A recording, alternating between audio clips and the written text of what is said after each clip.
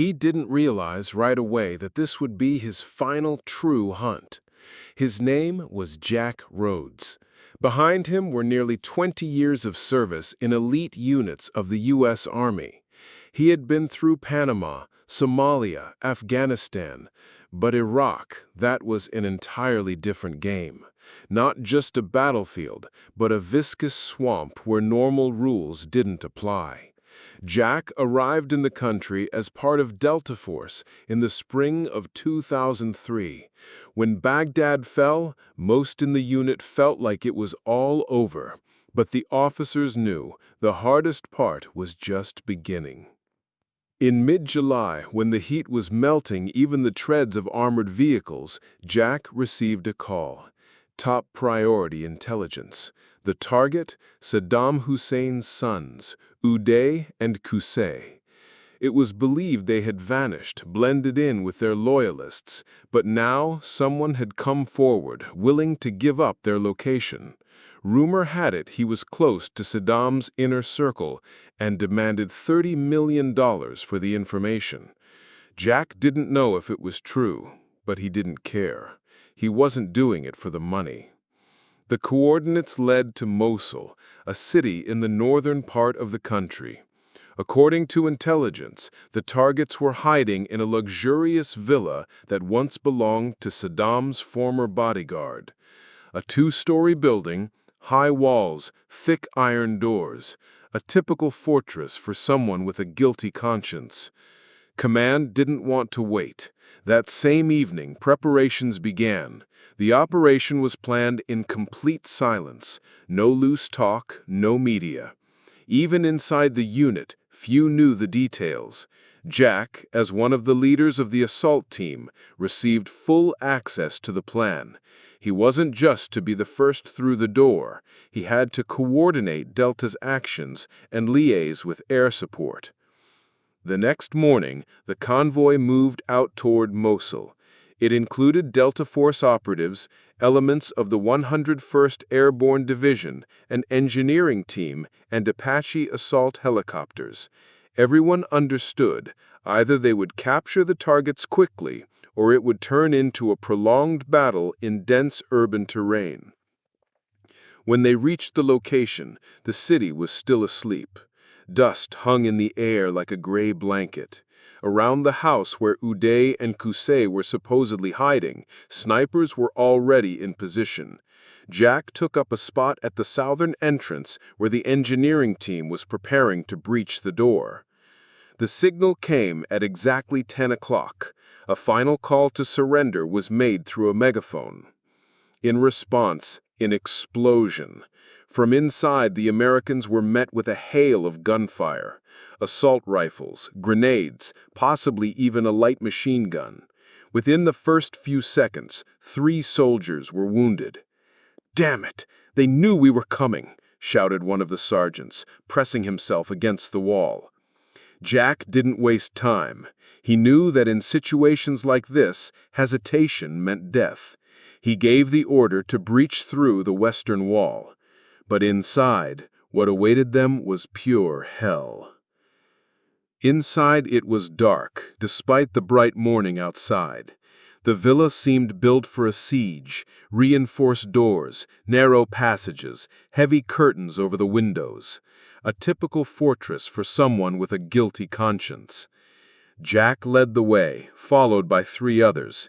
Every step came with the creak of the floor and heavy breathing through helmet filters.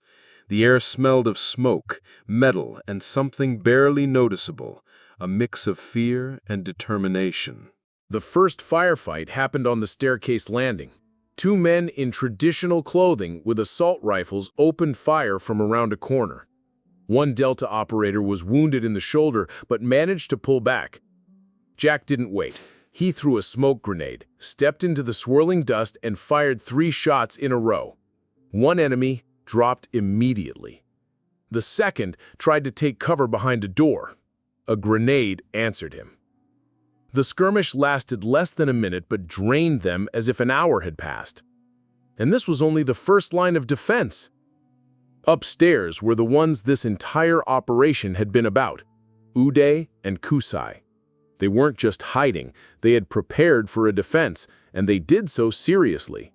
They had weapons, ammunition, even rocket-propelled grenades. Apparently, they weren't alone in the house. There were also guards, possibly relatives. It would later be revealed that Qusay's 15-year-old son Mustafa was with them. At the time, no one knew.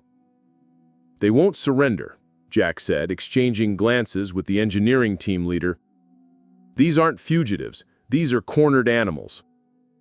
Realizing that breaking through the house would cause heavy losses, Jack called for air support. Within minutes, Apaches were hovering over the area. The first Hellfire missile tore through the villa's wall. Half the roof collapsed.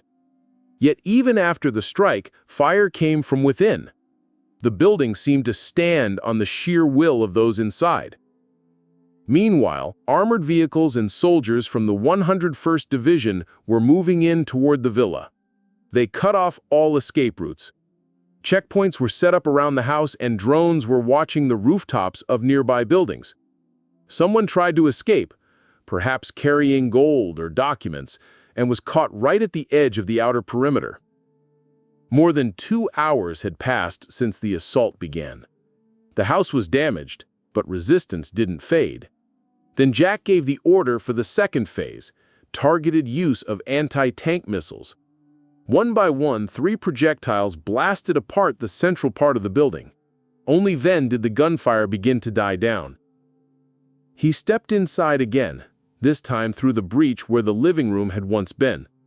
The air was hot, heavy. Debris thundered down. Silence was interrupted by sporadic gunshots. Fighting was happening in every room. Every turn could be the last. They advanced slowly, almost by touch. Behind one door, a short burst of fire, a scream, then silence. In the bedroom, they found the bodies. 2 adult men in civilian clothes, weapons nearby. One was badly wounded, the other dead instantly. At first, no one said who they were, but Jack already knew. By the faces, the builds, the way their jaws were clenched. Nearby lay a teenage boy, wounded, wearing a bulletproof vest, holding a rifle. He had fired too. He hadn't surrendered either. Jack didn't know what to feel. This was a victory they had waited for several months. But it wasn't easy. It wasn't triumph. It was exhaustion, fear, and pain wrapped in the shape of professionalism. The bodies were carried out to the street only after the house had been fully cleared. Intelligence officers were already waiting. DNA analysis, photographs, everything for the reports, everything for history. Outside, the heat was so intense it felt as if the ground itself exhaled fire, but Jack didn't feel it. He stood by the ruined wall, helmet in hand, watching dust mixed with soot rise above the house. It was over. Uday and Qusay Hussein, 2 symbols of the regime, 2 shadows of their father, were dead. Neither guards, nor walls, nor gold, nor even their desperate rage could save them. They had chosen death. Soon, analysts and bomb disposal units arrived in the zone. Inside the villa, they found more than weapons. In one of the room's safes lay a golden rifle encrusted with stones, Uday's legendary weapon. Next to it, stacks of cash, documents, flash drives, photo archives. Some of it was immediately sent to headquarters, some handed over to the CB's engineers. Even in the chaos of war, the army preserved order. One of the soldiers found a portable surface-to-air missile system, nearly new. That meant Uday and Qusay hadn't just been hiding, they had been preparing for defense, maybe even for escape. Perhaps they had hoped to reach the Syrian border, but they didn't make it. In Uday's pockets, they found a watch, once a gift from Saddam.